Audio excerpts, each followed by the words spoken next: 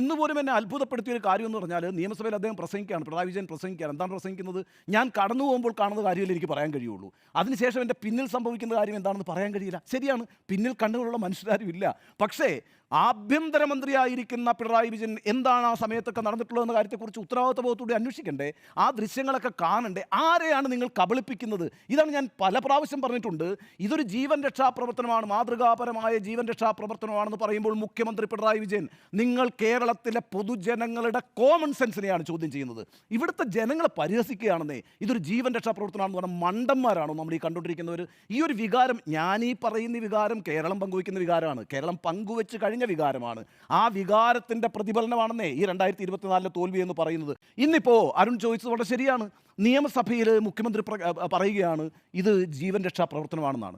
August 15-ാം തീയതി വരികയാണ് കേട്ടോ. ഈ രാജ്യത്ത് ഈ ജീവൻ രക്ഷാ പ്രവർത്തനം നടത്തുന്ന ആളുകൾക്ക് ധീരതയ്ക്കുള്ള അവാർഡ് കൊടുക്കുന്നൊരു പരിപാടിയുണ്ട് കേന്ദ്ര സർക്കാരിന്.